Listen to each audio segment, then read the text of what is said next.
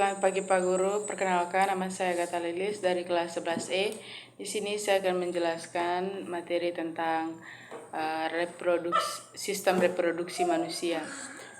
Pertama-tama saya akan menjelaskan tentang pengertian sistem reproduksi manusia. Sistem reproduksi manusia adalah sistem biologis yang terdiri dari organ dan jaringan dalam tubuh manusia yang berfungsi untuk memungkinkan terjadinya reproduksi. Sistem ini melibatkan organ reproduksi internal dan eksternal, termasuk testis, ovarium, rahim, dan vagina, serta saluran-saluran yang menghubungkannya. Fungsi sistem reproduksi utama diantaranya itu yang pertama, memproduksi sel reproduksi. Fungsi utama sistem reproduksi adalah untuk memproduksi sel reproduksi, yaitu sperma pada pria dan sel telur pada wanita. Yang kedua itu menghasilkan hormon seksual. Organ reproduksi juga berperan dalam menghasilkan hormon seksual yang mengatur perkembangan dan fungsi organ reproduksi, serta mempengaruhi perilaku seksual dan emosi manusia. Hormon seksual pria utamanya adalah testosteron, sedangkan hormon seksual wanita utamanya itu adalah estrogen dan progesteron. Yang ketiga itu mengatur keseimbangan hormon. Hormon seksual yang dihasilkan oleh organ reproduksi akan berinteraksi dengan hormon lain dalam tubuh, seperti hormon tiroid dan hormon stres, untuk menjaga keseimbangan hormon dalam tubuh. Yang keempat itu memungkinkan terjadinya kehamilan. Organ reproduksi wanita seperti rahim dan ovarium memungkinkan terjadinya kehamilan dengan menyediakan lingkungan yang cocok untuk pertumbuhan dan perkembangan janin.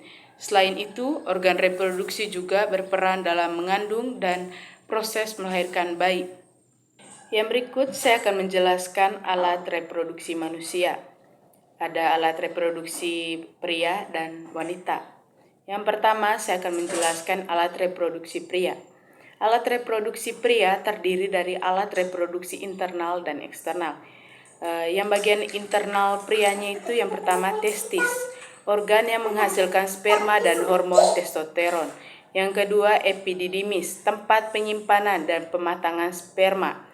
Yang ketiga vas deferens, saluran yang menghubungkan epididymis ke dalam tuban semen dan menuju uretra. Yang keempat tuban semen, saluran yang menghasilkan sebagian besar cairan semen. Yang kelima vesicula seminalis, kelenjar yang menghasilkan cairan semen. Yang keenam prostat, kelenjar yang menghasilkan cairan semen. Yang ketujuh itu kelenjar bulbouretra, kelenjar yang menghasilkan cairan praejakulasi.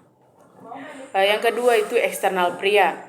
Yang pertama penis, organ yang digunakan untuk melakukan hubungan seksual dan membuang urin. Yang kedua skrotum, kantung kulit yang mengandung testis dan mengatur suhu testis untuk produksi sperma yang optimal. Alat reproduksi pria memainkan peran penting dalam memproduksi, menyimpan, dan mengeluarkan sperma, serta mengatur perkembangan dan pemeliharaan karakteristik seksual sekunder pria.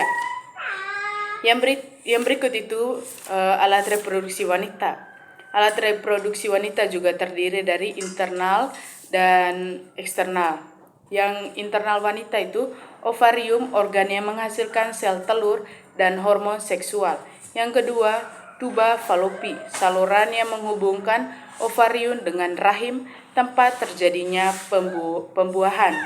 Yang ketiga itu rahim, organ berbentuk seperti buah pir yang berfungsi untuk menampung janin selama kehamilan. Yang keempat itu serviks, bagian bawah rahim yang terbuka ke vagina dan berfungsi sebagai pintu masuk bagi sperma. Yang kelima vagina, saluran tubuh yang menghubungkan rahim dengan lingkungan luar tubuh. Yang reproduksi eksternal wanitanya itu yang pertama labia majora, lipatan kulit besar di sekitar vulva. Yang kedua labia minora, lipatan kulit kecil di dalam labia majora yang melindungi klitoris, lubang vagina, dan lubang uretra. Yang ketiga itu klitoris, organ kecil yang berfungsi sebagai pusat kenikmatan seksual wanita.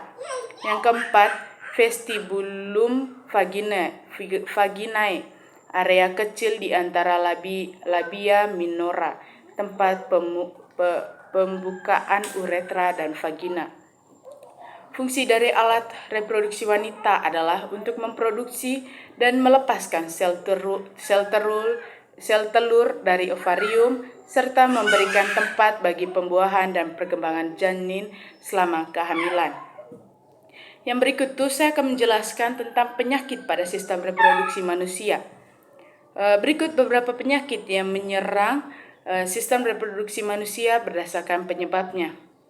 Yang pertama, penyakit pada sistem reproduksi manusia yang disebabkan oleh virus.